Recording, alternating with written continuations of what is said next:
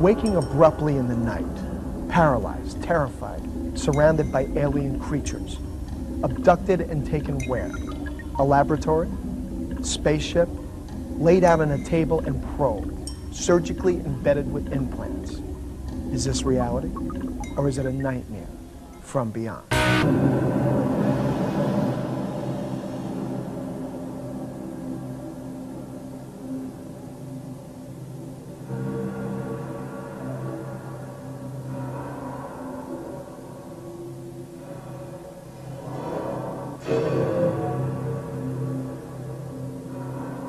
From out of nowhere,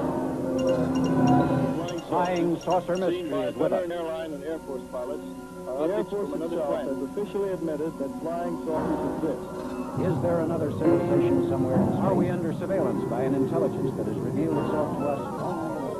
Hazardous and dangerous, the greatest adventure on which man has ever embarked. Is life everywhere the same as us?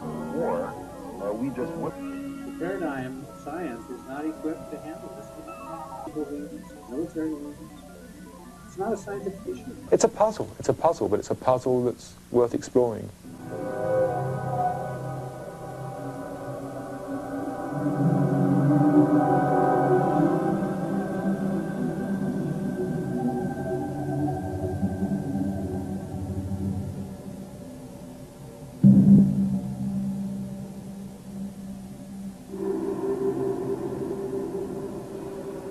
Our Earth has been observed by alien civilizations for at least the past 50 years.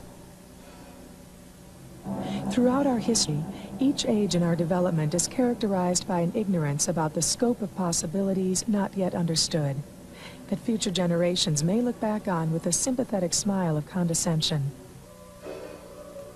Such is the case with UFOs. To us, they represent intangible illusions between fantasy and reality.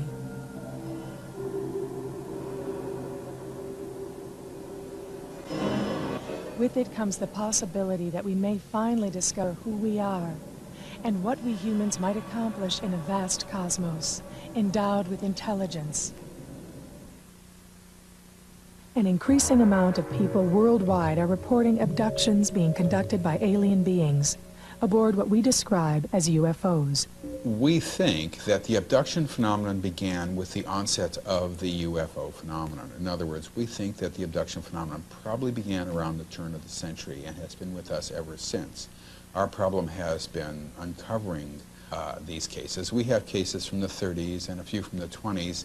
After that, our knowledge, our first-hand knowledge of it drops off pretty much. We're not exactly totally and completely sure of what is going on with this phenomenon. What we do know is that we're looking at an alien agenda that is based on the physiological exploitation of one species by another species. In other words, people feel that sperm is being taken from them, eggs are being taken from them, babies are being implanted in them and then removed. All of this is for an agenda that is being kept essentially hidden from us. I look at this phenomenon with a certain amount of alarm. Other people feel that it's more benign than I might feel. But whatever it is being kept from us. I feel that if this were a phenomenon that were ultimately to help us, that we would probably know this and that the abductors would have made this clear. But this is not what has happened actually. And so I'm really very, very disturbed about what I've seen. I mean, you take a person who has remembered alien experiences, under hypnosis, remembers an implant being put in their leg, they're x-rayed, the implant is seen, and then it's removed by a doctor, and that has happened. You can't tell me that's not real. It is real. I had a situation where a woman was in pain. She's on a table. There's various procedures that are being done to her. And she's very angry, and she's hurting. And she gets more and more angry, and the head doctor, alien figure, approaches her, puts his hand on her forehead, and she just is filled with love. She has never felt. She loves him more than she loves her children. But the primary purpose of the phenomenon is the manufacture of sort of offspring from people, the production of offspring. This is a reproductively oriented phenomenon. That is to say, people say that they have sperm taken from them or eggs are taken from them. Women are then implanted with unusual embryos and fetuses, and then those fetuses are removed. People see these offspring as babies, toddlers, young children, teenagers, and adults as well. And we feel that the production of these offspring is really the focus of what this phenomenon is about. Now, the offspring look odd. They look like a combination of alien and human. Most abductees say they look like they're hybrids, for want of a better word. The hybrids have whites in their eyes. They have a mouth. They have a nose. They still speak telepathically, mostly. They look sort of human. Some look quite human. Some look more alien. But we know that this has been the focus of the program. This has been it, and people have been describing this from the beginning. I had a case maybe 5 or 6 years ago where a whole family had been having UFO experiences up on the Cape Cod. The little girl in the family was 5 years old, who was not afraid of the abduction experiences she was having. And children go up and down. For a while they think it's wonderful and fun, and then they're terrified of it and change. Most people change too. But at any rate, she said that this little man came in and that she sees, but he had with him a little girl who didn't look human. She said didn't look like us and didn't look like him. Looked like a mix, and she had white hair, as this little girl described it, meaning very, very pale blonde hair. And the man said, we have to go, you have to come with us. We have some friends waiting. And she said, so we all three went out. We went right through the wall, Mommy, and you don't even get splinters. And you don't even get dirty. And they went to a playground on the Cape, and I think it's, I'm trying to remember the town, Harwich perhaps. But at any rate, she said they must have been playing baseball because all the lights were on. This is a playground with no lights. But at any rate, waiting for them were another group, another 9 little children. And she described them to her mother as, she said they were all twins. But she was upset because they didn't say hello to her, they didn't talk to her, and they didn't smile at her. But the basic point was that the alien figure told her he'd brought her there to play on the swings and slides and teach the children how to play. They had to see how to play. And so she got on the swing and so forth, but she wanted the children to play with her, and he said, no, they have to watch you and learn how to play. Now, and then when all this was over, they took her back. But the basic point here is that suggests to me the ultimate desire to live amongst us. I don't know how, any other way to interpret that. And so it would seem to me, whether they're physically capable of doing that or not, perhaps some of them are and some of them are not, for various reasons of, God knows, nourishment, air, who knows. But it would seem that that's the goal.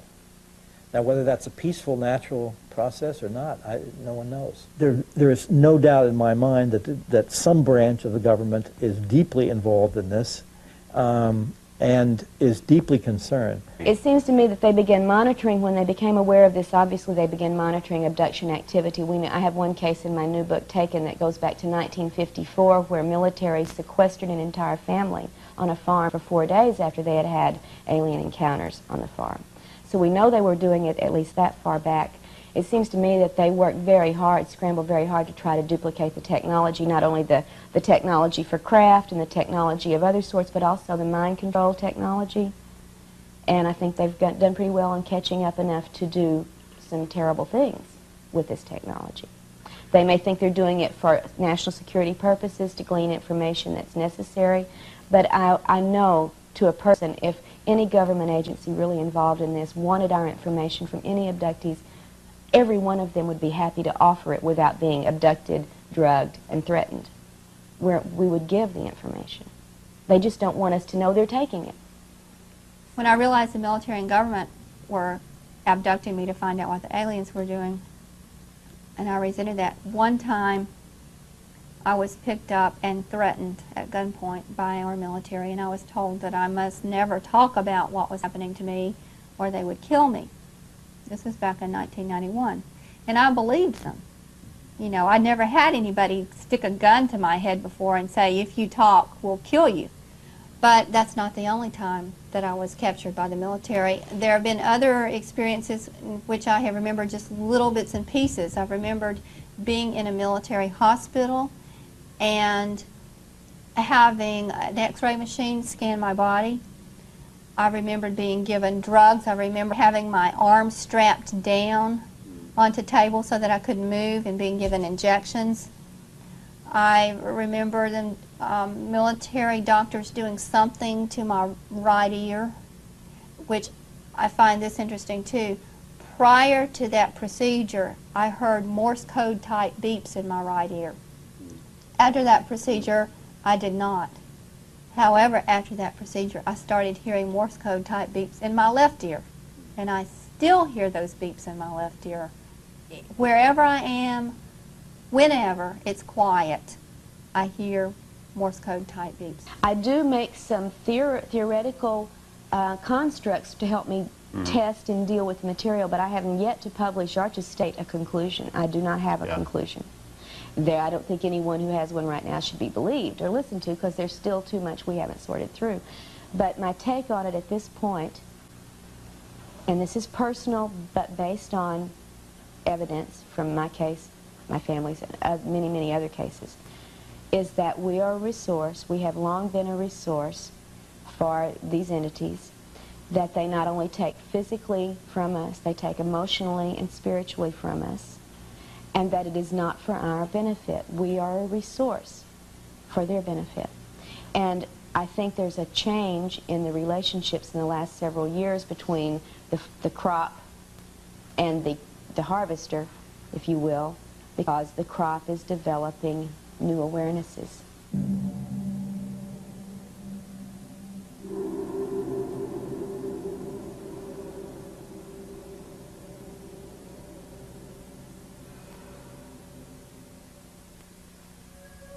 I think there is a certain twilight zone of phenomena that, if confirmed, would really overthrow the entire materialistic worldview. I think we're asking the right questions, and this has got to continue. I mean, if we let the curiosity, the anger and frustration that these people feel die out, then we're doing us all a disservice. Because we come back to the most important question. What if it is true? Then what are we doing about it? We may not ever know the entire truth behind the alien abduction phenomenon, but one thing seems clear. Until things are taken seriously, it's not going to go away. Thank you for joining us, and good night.